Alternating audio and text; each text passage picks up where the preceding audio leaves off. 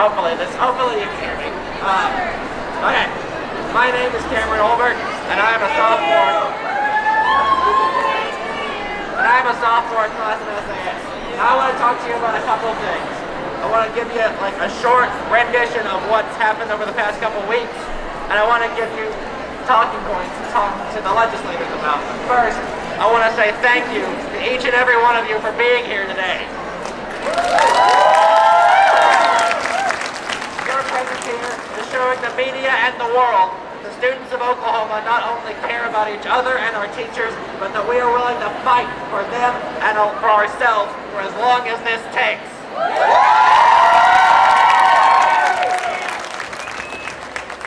Now first, a couple weeks ago, the House passed a funding plan that gives teachers about a $6,000 pay raise and puts a few tens of millions of dollars back into public education and into the classrooms, which is great, except for the fact that it was $75 million underfunded.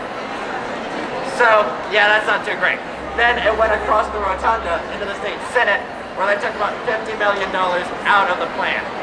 Now the House passed a couple measures that gives about $42 million in, but the bottom line is that we're still about $100 million in the red, which is not a great idea when you're trying to fund education as well as healthcare and all the other things.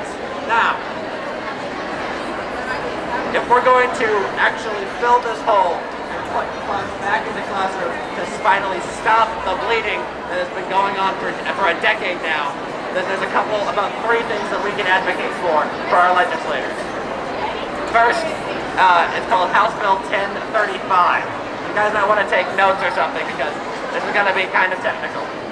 First, House Bill 1035. It asks wind energy companies to pay a little production tax, which will raise about $30 million for education, which is great.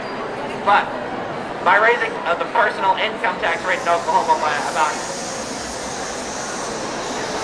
Thank you.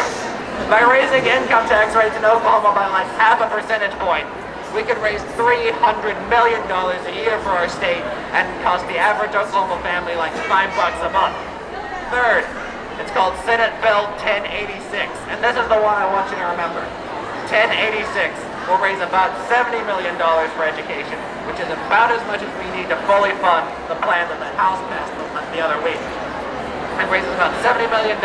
We're making it such that a billionaire doesn't pay nothing when he sells a stock or a bond, while the rest of us are paying 5% on our earned income.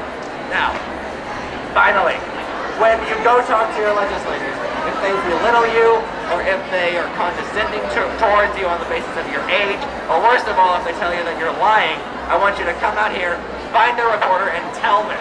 Because their voters deserve to know if they're going to believe.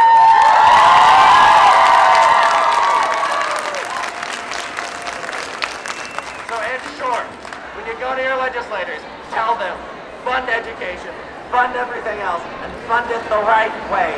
Not by taking money out of healthcare or prisons, but by raising money from those who can best afford it.